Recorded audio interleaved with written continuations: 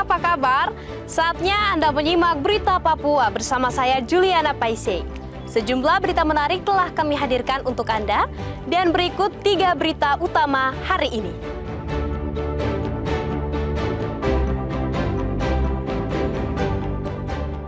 Rela antre berjam-jam, ratusan warga Merauke terima bantuan langsung tunai di halaman kantor pos.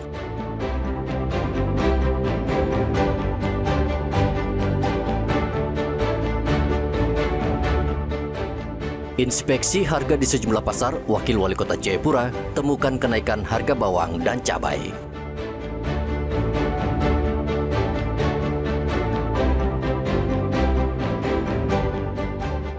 Tujuh anggota organisasi Papua Merdeka Wilayah Puncak kembali ke NKRI.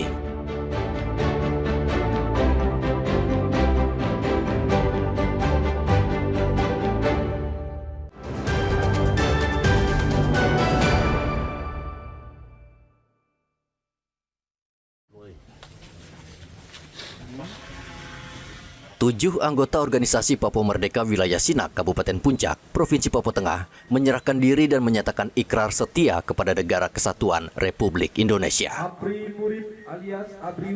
Di hadapan aparat keamanan dan tokoh masyarakat, ketujuh anggota OPM tersebut secara bergantian mencium sangsaka merah putih sebagai simbol kembalinya loyalitas kepada negara.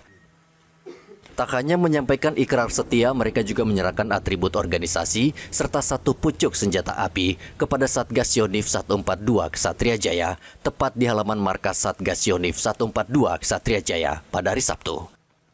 Beberapa di antara mereka pernah terlibat dalam aksi pembakaran sekolah dan penyanderaan tenaga kesehatan pada tahun 2024 lalu. Keputusan ketujuh anggota OPM untuk menyerahkan diri di Sinak dilatar belakangi keinginan mereka untuk kembali menjalani kehidupan normal. Kegiatan ikrar hari ini tentunya kami dari Korps Habema Satgas Yonif 142 yang berada di distrik Sinak beserta para pejabat daerah, kemudian dengan Bapak Pendeta, dengan Bapak Kepala Suku, kami mengucapkan terima kasih untuk kegiatan pelaksanaan ikrar yang dilaksanakan pada hari ini. 7 orang sudah kembali menuju ke pangkuan Ibu Pertiwi Negara Kesatuan Republik Indonesia. Tentunya besar harapan kami secara bersama-sama di distrik Sinak ini untuk memajukan Papua, khususnya di wilayah distrik Sinak, sehingga bisa mencapai Indonesia maju, Indonesia jaya, dan Indonesia emas ke depannya. Usai pembacaan ikrar setia, TNI menyerahkan sembako kepada ketujuh mantan anggota OPM tersebut sebagai bentuk dukungan nyata untuk membantu pemulihan ekonomi dan kehidupan keluarga mereka. Momentum kembalinya 7 anggota OPM ke pangkuan Ibu Pertiwi diharapkan dapat menjadi contoh dan membawa dampak positif bagi anggota lainnya untuk turut kembali dan berpartisipasi dalam pembangunan Kabupaten Puncak. Langkah ini juga diharapkan menjadi sinyal positif bagi upaya percepatan pembangunan serta terwujudnya perdamaian berkelanjutan di wilayah rawan konflik di tanah Papua. Arthur dan Riantonai melaporkan dari Puncak, Papua Tengah.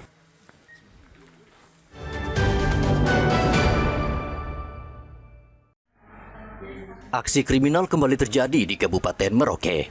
Kali ini seorang pelajar putri tingkat SMA menjadi korban tindak kejahatan oleh 2 orang tak dikenal pada hari Sabtu. Peristiwa tersebut terjadi di sebuah rumah kos di Jalan Nowari. 2 pelaku diduga menggunakan penutup wajah masuk ke dalam rumah korban saat korban sedang sendirian. Saat kejadian, korban sedang berada seorang diri di dalam rumah. 2 pelaku langsung melancarkan aksi kejahatan, namun korban berhasil melakukan perlawanan dan melepaskan diri dari upaya tindak kekerasan tersebut. Meski berhasil menyelamatkan diri, korban mengalami luka serius akibat sabetan senjata tajam yang digunakan pelaku. Korban atas nama inisial GM, pelajar 16 tahun yang mengalami luka pada saat pelaku melakukan pencurian dan kekerasan di rumah kos tersebut, yaitu pada luka bacok pada bagian pinggang dan bagian belakang bokong sebelah kiri, tangan sebelah kiri, dan langsung dibawa ke rumah sakit guna perawatan medis. Selain melukai korban, pelaku juga membawa kabur sebuah telepon genggam dan sejumlah uang. Akibat luka yang dialami, korban memerlukan tindakan medis berupa operasi dengan biaya yang tidak sedikit. Saya sendiri kurang ini ya Pak ya, karena pada saat itu saya datang sudah di rumah sakit. Pada saat itu saya ambil raportnya di SMA Negeri 1 Merauke. Jadi anak ini di rumah. Saya bilang tidak ikut ke sekolah. Dia bilang mama saja yang jalan karena saya lagi kurang sehat gitu. Jadi di rumah dia dengan sepupunya, tapi sepupunya diminta untuk membelikan makanan serta buah-buahan. Tapi hanya berselang lamanya mungkin sekitar 15 menit. Nah, saudaranya balik lagi, dia sudah seperti ini, sudah dalam keadaan sudah di rumah sakit. 2 orang itu Bu ya? 2 orang. Jadi pelakunya itu 2 orang menggunakan topeng. Mengetahui kondisi tersebut, warga Merauke turut menunjukkan kepedulian. Melalui galang dana, relawan berhasil menghimpun donasi lebih dari 21 juta rupiah untuk membantu biaya operasi dan perawatan korban. Kami bersama Ibu Ati mewakili sahabat media sosial dan tim ACBT menyerahkan bantuan berupa uang sebesar 21.350.000 hasil donasi yang kita galang sejak kemarin sore hingga pagi tadi. Semoga bisa membawa manfaat dan meringankan beban anak Grace ini dari musibah yang dialaminya. Mohon diterima ya oleh ibunya. Silakan. Saat ini, kasus tersebut telah ditangani oleh aparat kepolisian guna mengungkap identitas pelaku dan memberikan rasa aman kepada masyarakat. Muhammad Ridwan dan Rian Tonai melaporkan dari Merauke, Papua Selatan.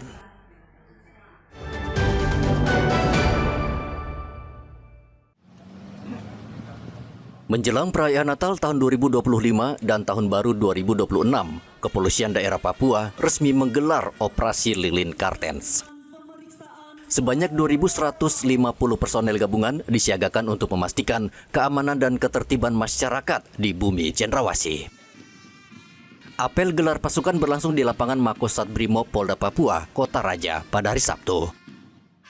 Apel ini sengaja dilakukan sebagai pengecekan akhir kesiapan personel serta sarana dan prasarana pendukung pengamanan Nataru. Operasi Lilin Kartens akan berlangsung selama 12 hari dan difokuskan pada 45 pos pengamanan dan pos pelayanan. Titik pengamanan meliputi rumah ibadah, bandara, pelabuhan, terminal, hingga pusat perbelanjaan. Berjumlah 2.155. Kita juga melibatkan dari teman-teman TNI 210 serta instansi terkait 423. Untuk pos semuanya nanti 26 pos PAM, kemudian posyan ada 28, pos terpadu 9. Ya tentunya ini berkaitan dengan Nataru, pastinya terkait arus ini ya, arus mulai dari Kapasitas atas, arus mudik, termasuk juga baik itu moda transportasi darat, moda laut maupun udara. Sementara itu di Timika, Papua Tengah, apel pengamanan Natal dan Tahun Baru juga digelar serentak. Apel dilaksanakan di dalam gedung MNM Yoware karena kondisi cuaca hujan. Kapolres Mimika membacakan amanat Menteri Perhubungan terkait antisipasi bencana dan lonjakan penumpang selama mudik Nataru. Untuk pengamanan Nataru di Timika, lebih dari 600 personel gabungan dilibatkan, terdiri dari TNI, Polri, Basarnas, Dinas Perhubungan, Satpol PP, serta organisasi masyarakat. Polres Mimika juga menyiapkan 6 pos pengamanan dan 2 pos pelayanan yang ditempatkan di Pelabuhan Pomako dan Bandara.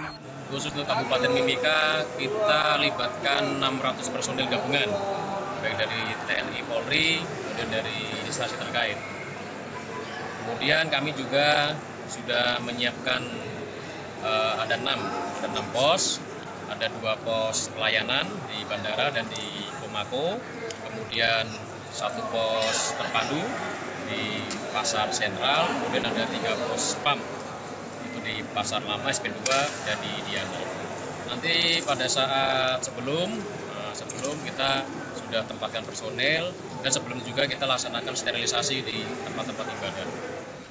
Polda Papua Barat mengerahkan sebanyak 575 personel gabungan dalam Operasi Lilin Mansinam 2025 untuk mengamankan perayaan Natal dan Tahun Baru. Apel gelar pasukan dipimpin langsung oleh Kapolda Papua Barat, Irjen Joni Edison Isir. Operasi Lilin Mansinam berlangsung dari 20 Desember 2025 hingga 2 Januari tahun depan. Kabid Humas Polda Papua Barat, Ignatius Adi Beni Prabowo, mengatakan operasi ini bertujuan menjamin keamanan, keselamatan, ketertiban, serta kelancaran lalu lintas. Pos pengamanan itu ada 6 pos pelayanan, 12 pos pengamanan, dan 3 pos terpadu. Untuk Polda kita lebih diutamakan untuk pos pelayanan itu oleh Polres. Untuk pos terpadu itu yang dari Polda yang menyelenggarakan, dan itu nanti akan diisi oleh personil dari kepolisian dan instansi terkait.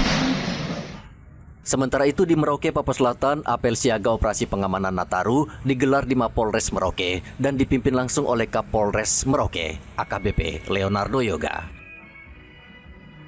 Apel ini diikuti personel Polri, TNI, Dinas Perhubungan, Basarnas, serta instansi terkait lainnya. Kapolres Merauke menekankan kewaspadaan terhadap kondisi cuaca ekstrem dan potensi gangguan keamanan selama Nataru.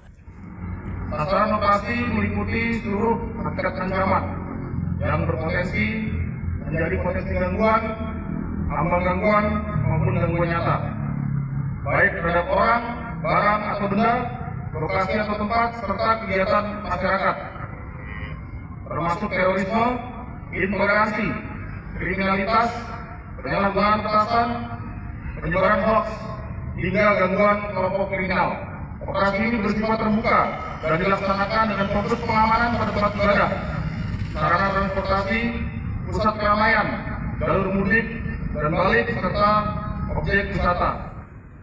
Dalam operasi lilin ini, Polres Merauke mendirikan 6 posko pengamanan, yakni Posko Prik, Pos Bandara, Pos Pelabuhan, Pos Toko 2, Pos Mandala, dan Pos Tanah Miring. Tim Liputan melaporkan dari Kota Jayapura, Mimika, Manokwari, dan Merauke.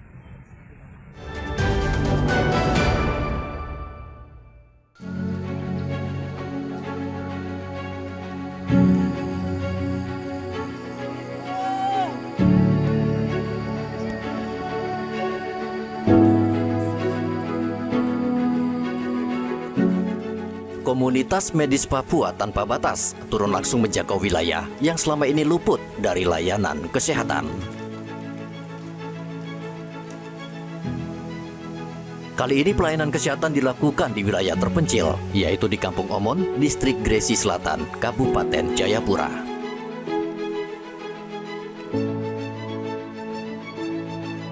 Kampung Omon adalah sebuah kampung yang hingga kini masih terisolasi dan minim akses pelayanan dasar, terutama kesehatan.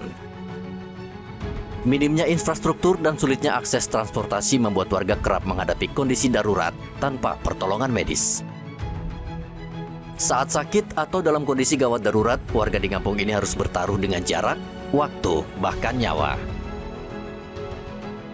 Secara geografis, jarak Kampung Omon ke pusat distrik Gresi Selatan hanya sekitar 17 hingga 18 km.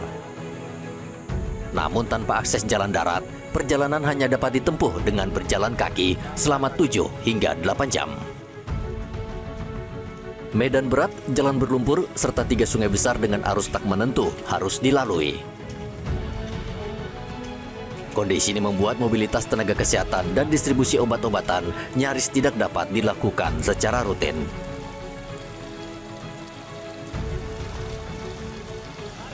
Meski secara administratif baru dibentuk pada tahun 1993, masyarakat adat telah mendiami kawasan hutan Grimenawa selama puluhan, bahkan ratusan tahun dengan segala keterbatasan akses. Yafetet, salah satu warga Kampung Omon, mengaku telah menjadi saksi banyaknya warga suku Elseng yang meninggal dalam perjalanan saat hendak mencari pengobatan. Ia bahkan kehilangan ayah kandungnya sendiri yang meninggal di atas pundaknya saat hendak dibawa ke Puskesmas Saduyap di pusat distrik Gresi Selatan. Berangkat dari pengalaman pahit tersebut, Yafet menuliskan keluhan masyarakat dan menggantungkan tulisan itu di sebuah pohon di jalan menuju Kampung Omon. Menurutnya, warga tidak menuntut banyak hal, mereka hanya membutuhkan akses jalan agar pelayanan dasar bisa masuk. Bapak keluhan itu masalah jalan. Bapak korban di atas jalan itu, korban di atas korban. Pikul di atas pikulan, Bapak pikul. Maka Bapak punya keluhan itu yang Bapak ada tulis, ada kastingan di jalan. Dengan tujuan Bapak anak-anak datang, orang bisa lihat. Ini keluhan Bapak. Maka itu yang Bapak tulis. Nah, keluhan itu yang saya akan sampaikan. Karena kami di sini itu yang selalu yang kami alami. Tidak ada jalan. Itu yang terutama. Koordinator Pelayanan Komunitas Medis Papua Tanpa Batas, Dr. Rafael Morin, menjelaskan pendampingan kesehatan kepada masyarakat suku Elseng telah dimulai sejak tahun 2021. Pada tahap awal, pelayanan belum dapat menjangkau Kampung Omon dan hanya dilakukan di Kampung Bangai, pusat distrik Gresi Selatan, tempat warga turun untuk berobat.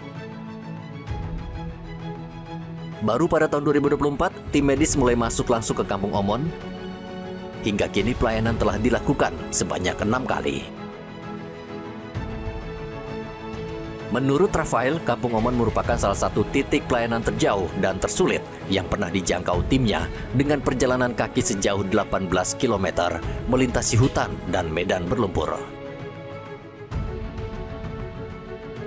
Mungkin kadang orang tanya, kenapa mau datang ke Omon begitu, 18 km jalan kaki jauh dengan setengah perjalanannya itu dia hampir setengahnya itu berlumpur dan juga kita masuk di tengah hutan. Kenapa pilih Omon? Ya, saya pilih Omon karena pertama Omon ini ada di kabupaten tertua di Provinsi Papua. Dia jarak dengan provinsi itu bukan jarak yang seperti dengan kabupaten yang lain. Ini hanya satu kendaraan saya, kita dengan mobil saya sampai di kantor provinsi. Tapi masih ada suku yang nomaden. Ini mereka pindah-pindah ikut sagu, di mana ada makanan mereka tinggal. Nah, ini Kampung Omon ini baru dibangun, dibuka, maka untuk masyarakat yang menetap untuk tinggal harus diperhatikan juga. Seperti itu.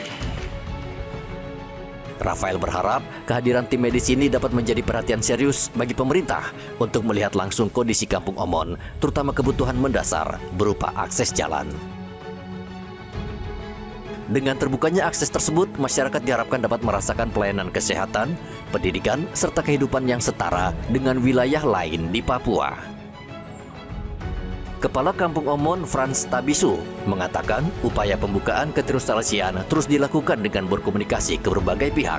Meski belum ada jawaban pasti, ia tetap menjalankan program pembangunan dengan anggaran terbatas demi memberikan harapan bagi warga. Saya punya harapan tuh kampung saya ini harus jadi seperti kampung-kampung lain. Jalan mobil harus ada, kesehatan harus ada, sekolah harus ada, lampu juga harus ada. Begitu. Ini kan kami ketinggalan. Saya punya kampung ini tidak sama dengan kampung-kampung lain. Mereka maju, mereka punya anak-anak ada sekolah di Jakarta, mereka punya anak ada jadi ini, tapi saya punya belum. Nah, makanya harapan saya jadi kepala kampung ini, saya tahu tulis mungkin sedikit, mungkin masa jabatan saya harus jalan tembus. Kalau jalan sudah tembus, sekolah harus ada, dari kesehatan harus ada, semua harus ada supaya kampung saya ini bisa jadi seperti kampung lain begitu di Republik Indonesia. Kehadiran relawan medis di Kampung Omon menjadi secercah harapan di tengah keterbatasan. Namun lebih dari itu, kisah Kampung Omon menjadi pengingat bahwa akses kesehatan, pendidikan, dan infrastruktur dasar masih menjadi pekerjaan rumah besar pembangunan di tanah Papua. Ari Bagus Purnomo dan Rian Tonai melaporkan dari Kabupaten Jayapura, Papua.